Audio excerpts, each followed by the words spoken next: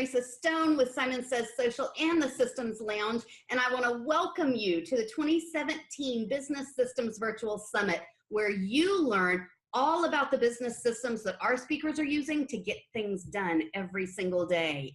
And I am excited to have Estelle Gibson here. She is going to be talking to us all about creating clarity inside your business.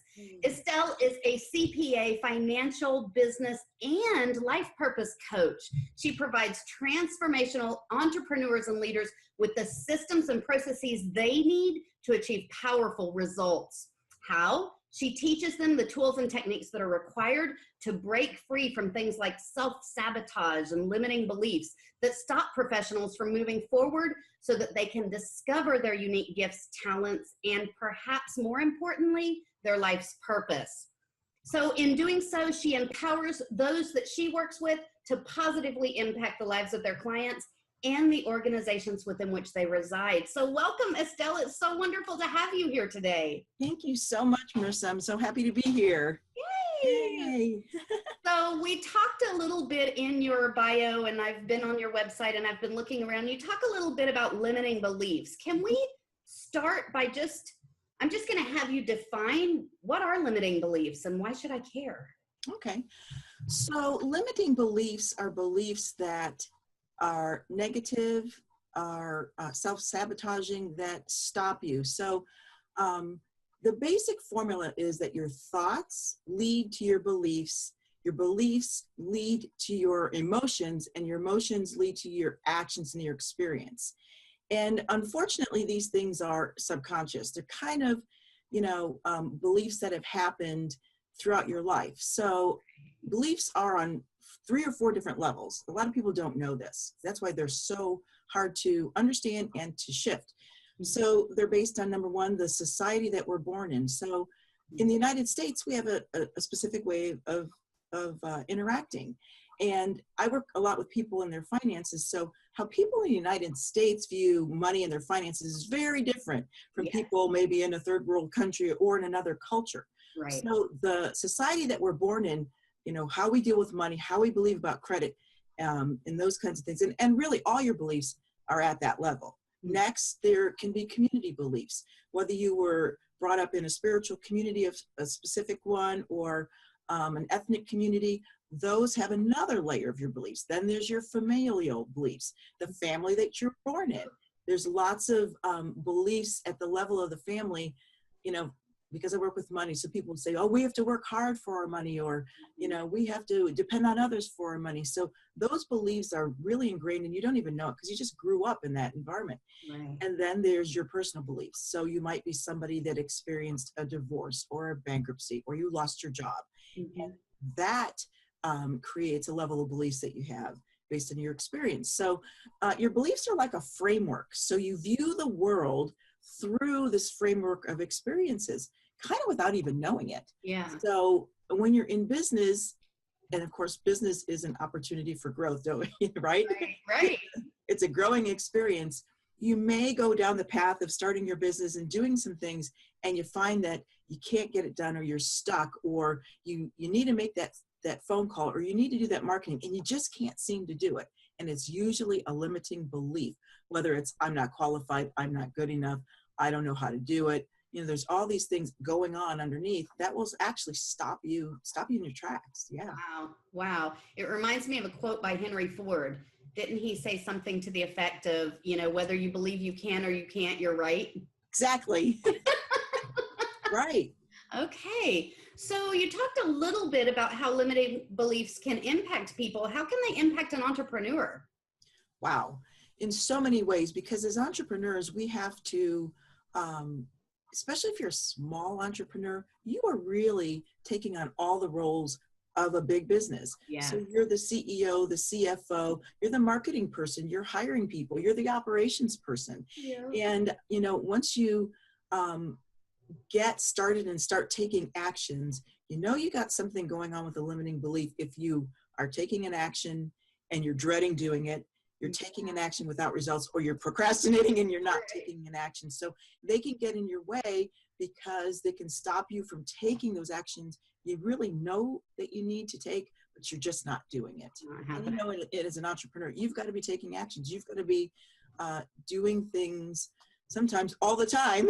Right, Make right. things happen. Yeah. Yeah, and you're answering to one person. So, Right. so if that one person has this limiting belief going on in the back of their head, then yeah, okay, that makes sense. I can see how that can stop you. Absolutely. So let's talk for a minute about self-sabotage. Mm-hmm. What is it, and why is it something that I need to know about? Well, along with the limiting beliefs, self-sabotage, it's not something you're trying to do, but you will stop yourself. You will sabotage your efforts if your emotions and your fears and your underlying beliefs get in the way. So, and it's tough because it's unconscious. You don't know you're doing it. I mean, you can liken it to anything in your life. If you start a diet, how many times do we start diets, start a budget, start different things, and we just sabotage ourselves without even, trying to. And the limiting belief is really what's running that. It's that energy and that emotion, whether it's fear, it's a baseline emotion that's generally getting in your way. You're bumping up against an intention that you have, and then an attention to maybe stay safe or not be afraid.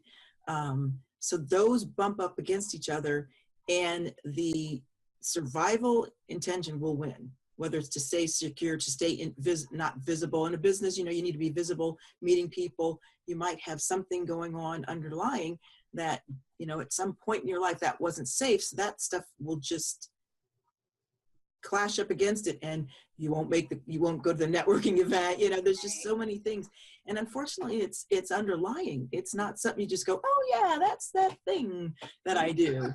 So you know what I mean? Right. So, and I'll just give you for example, I was working with somebody who recently had a 5-day challenge, and she was stuck in doing her billings, and she just couldn't do it. She's a consultant and wasn't doing any of her billings. And when I worked with her, I took her through she was just like, I just can't do it. I don't know. And so I took her through a process where she realized that it was something from way back when she was a student, and she failed at something as a child, and it was completely, she just couldn't, she didn't see it. And when she saw it, she was like, oh my gosh, that's what's stopping me. So she had that awareness and immediately got into action. Wow. Because she realized that she didn't need to hold on to that any longer. Wow. Yeah, it's really that simple. Wow. So how might self-sabotage inhibit my growth or evolution as an entrepreneur? Because I know that, we all evolve as entrepreneurs. We all evolve as people. We all evolve, as in everything that we do, there's evolution. And so, why would the entrepreneurial track be any different, right? We begin at the beginning. Most of us start out with things, at least what I hear out of my clients is, oh my gosh, I hate my website, right? I hate my branding. I don't like this. I don't like that. And so as you evolve as an entrepreneur and become more professional in what you're designing, you begin to love that aspect of your business and you move on to something else. How can self-sabotage or these limiting beliefs inhibit my ability to grow and evolve as an entrepreneur? Well, you won't take those steps that are necessary. So you might start out your business, and you might bring some skills and experiences that you have from either a corporate job, a previous entrepreneurship, something you've done in your life. So you're in a comfort zone. Mm-hmm. And then it's time to maybe go to the next level, and you need to step out more. You need to change what you're doing. You might need to learn some new skills. Then all those things come into play, because now you're stepping outside of your comfort zone. So when people start to get out of their comfort zone, they get stopped. Yeah. Because, they're kind of in the unknown. You're stepping out into the unknown and doing some new things. And that happens all the time, every day with entrepreneurs. Yeah. Because especially depending on the industry you're in, things are changing. Technology, gosh, think about technology, Marissa. How quickly is technology changing? Yes, constantly. Rapidly. Yeah. So it'll stop you there, because you constantly have to be improving and learning and growing. In your role. Yeah. Wow. That's pretty cool. So, Yeah. and you don't even realize it's happening. It's just kind of happening. So this leads us into creating clarity and getting very clear, you know. Um, let's define that. What is creating clarity? So in my world, I have a 5-step process that I use with people. And the first 2 steps are about clarity. So I call it the what and the where. So people need to be clear, well, the what, why, and the where. The what is, what do I want? Especially when it comes to your business. What am I trying to do? Right. What type of business am I trying to run? Who are the people that I want to interact with? So getting clear at that base level before you even start. A lot of people jump in. I Right. always say people start a business to bake cookies, and then they realize that after a while they're not baking any cookies. They're doing payroll, and you know what I mean? So Right. getting very clear at what are you trying to do in this endeavor? What's your intention? And Right. then why? And why is really important because business isn't easy. And Yeah. so if you understand that bigger picture, what is it in the world that you're trying to do, that will help you and keep motivated at times when it's difficult. Right. And then the where is really important because where am I now? So here's what I want to do. And I equate it to like going on a journey. If you were going to take a vacation, you got to pick where you're going Yeah. or you're not going to go anywhere. And then once you pick where you're going, got your what, you've got to figure out where you're starting from. If Mm-hmm. you don't, any GPS system, what does it ask you? That's Where am I right. headed? Where am I starting from? Yep. So in your business, I have people look at people, places, and things. So what are the skills that I have? Who are the people that I know? What are the things that I have, whether it's assets or information or equipment? So we take an assessment of where am I right now starting in this journey? Mm-hmm. And, as far as business owners, am I starting out? Do I have skills and talents? Am I kind of at the mid-level? And if you've been in business a while, geez, is it time to raise my prices? Is it time to do a train the trainer? Do I need to teach other people? Because I kind of work with people in 3 levels, beginning, kind of in the mid, and then as they get to their latter stages of their business, they start to look at, am I going to just kill the business? Am I going to sell the business? Am I going to, what's the succession plan for my business? How am I going to evolve this business so it becomes a legacy, but it doesn't take all of me? Right. So it's really important when people are starting out, where am I starting from? Mm-hmm. So, that's the clarity steps that I use. And if you don't do that, you waste a lot of time, really waste a lot of time and energy. Because if you're not clear on who your target market is, if you're not clear on how much money you want to make, Mm-hmm. if you're not clear on what the price, you could go on forever. There's clarity at every step of your business that you've got to be clear at what you're doing, or you will go in 50 directions and then just give it up because, it wastes a lot of time and energy. Yeah. As entrepreneurs, we don't have a lot of extra time and energy. Right. Yeah. So clarity is really, really key. And one of my mentors always said that clarity creates confidence, or creates confidence, then creates competence. Because if you're not clear, you're not as confident. Yeah. If you're clear of the direction you're headed, and then you can go full steam ahead in, taking the actions that you need to take.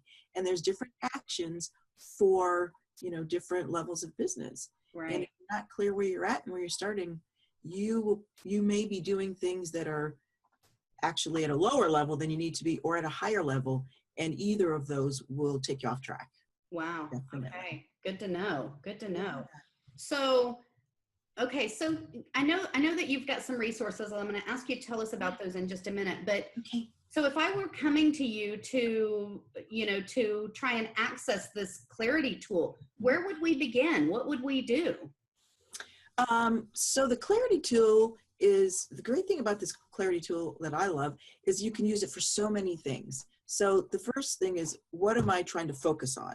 Is it, and I have people look at different areas of their business. So I have them look at, is it income? Is it people? Is it knowledge, resources, processes? So let's get clear about what we're talking about. Right. So if it's income, then, okay, what is either the situation, what's the goal, or the situation? For a lot of people, it's, I want to raise my prices and I'm afraid to tell people. Right. So, all right, let's get clear on what you want to do. How much do you want to charge?